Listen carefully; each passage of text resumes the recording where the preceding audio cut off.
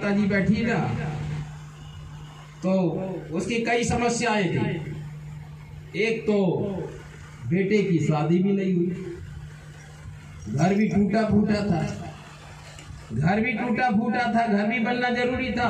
आंखें भी उसकी खराब थी, आंखों से ठीक से दिख नहीं रहा था, और बेटे की शादी नहीं हुई थी। तो किसी ने कहा कि बुढ़िया माई तो एक कर, फलाने देवता की पूजा कर, और वरदान दे देंगी तो तेरा कल्याण हो जाएगा।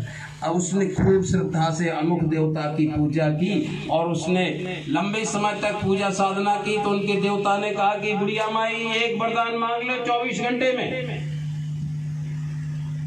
24 घंटे में, नहीं तो तेरा सब ये फिर वैलिडिटी खत्म। तो बुढ़िया माई को और चिंता कि 24 घंटे में हुई एक वरदान, तो और पहले से ज्यादा परेशान। एक 24 घंटे में और एक वरदान, और मेरी कई समस्या, आंखें भी ठीक नहीं है, बेटे की शादी भी नहीं हुई है, और घर भी बनना है, क्या क्या मांगू। तो चिंता में और दरवाजे पर बैठ के कराए रही बुढ़िया माई। तो कोई विवेकी संत निकले, बुढ़िया माई क्यों परेशान है, तेरा क्या खो गया है, क्या हो गया है, क्यों पर उदास है, क्यों परेशान है। तो बुढ़िया माई ने सारी कहानी संत जी को बतलाई। मेरे एक ही बेटा है, उसकी शादी नहीं हुई, और मेरी आंखें भी खराब हो गई, घर भी टूटा फूटा है, वो भी बनना जरूरी है। तो और एक मैंने लंबे समय तक अमुक देवता की उपासना की, और एक वरदान, वो भी 24 घंटे, इसके बाद वैलिडिटी खत्म 24 घंटे। तो क्या करें, बस शाम तक की समय है। तो महात्मा जी कहा कि चिंता मत कर, मैं रास्ता बताऊं, मानेगी? बोले बिल्कुल अब मानूंगी, लेकिन अच्छी बात बताओ।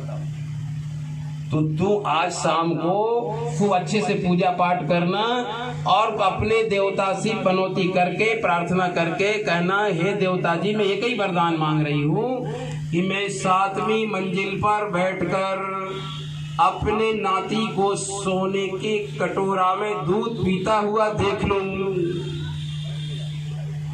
देख बुढ़िया माई, जब 6 मंजिल बन जाएंगे तभी तो तेरे 7 मंजिल पर बैठेगी ना।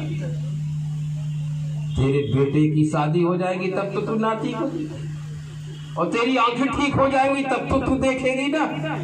तीनों वरदान आ गए कि नहीं, एक साथ तीनों वरदान आ गए। इसलिए बिल्कुल यही मांगना। बुढ़िया माई बोली ये तो बात अच्छी बात, बहुत काम की बात है। बुढ़िया माई खुश हो गई, और उसने ऐसा ही किया, और उसको एक साथ उसको तीनों वरदान, बुढ़िया माई का घर भी बन गया, आंखें भी खुल गई, और बेटे की शादी भी हो गई। बुढ़िया माई आनंदित हो गई। तो 100% गुरु भक्ति ऐसे बुढ़िया के वरदान की तरह है। लोग भी सुखी, परलोक सुखी, जीवन धन्य हो जाएगा, जीवन जीना सार्थक हो जाएगा। इसलिए गुरु भक्ति करना, 2 नाव पर पैर मत रखो। कुछ कबीरपंथी जो आधे अधूरे गुरु के उसमें होते हैं, तो काशी गए तो काशीदास, मथुरा गए तो मथुरादास। ऐसा नहीं चलेगा। कहे कबीर 2 नाव न चढ़िए, फटे जांग औंधे मुख गिरिए। हमारे कौन सो संकट में वो गरीब को जो तुमसे नहीं जाग छुड़ाए। सूखी लकड़ी से हरा भरा करने वाले, आमी नदी को प्रवाहित करने वाले, कमाल कमाली को जीवित करने वाले, सिकंदर बादशाह के दायरों को पल में मिटाने वाले, ऐसे समर्थ सदगुरु को पाकर हम दुनिया में हाथ फैलाएं। निश्चित आपने सदगुरु को पहचाना नहीं, सदगुरु सच्चे अर्थ में कबीरपंथी बनेगा।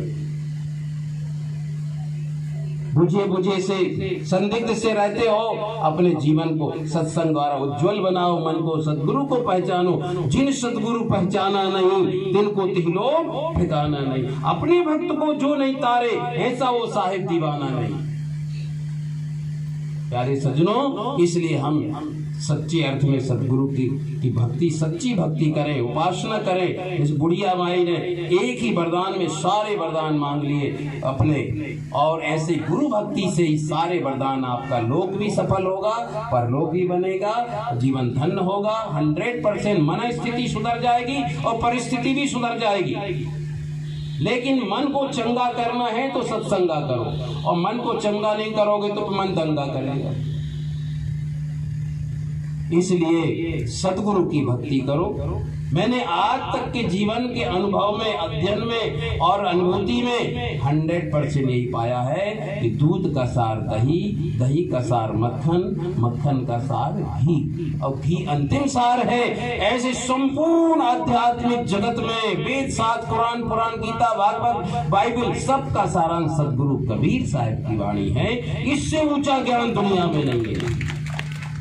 मैं विश्व मंच पर अभी मैं वैष्णवों की नगरी चित्रकूट में बात करके आया। 500-600 महात्मा थे और सगुन पर मतावादी। कबीर साहब से ऊंचा ज्ञान विश्व में कहीं नहीं। इसलिए हमें इधर उधर भटकने की जरूरत नहीं है और सदगुरु की भक्ति करो, सबका सम्मान करते चलो, कोई बात नहीं। सर्वहु को जाने रहो तो सर्वहु सो न्यारो रहे, सोई गुरु रूप जिन पारख लखायो। इसको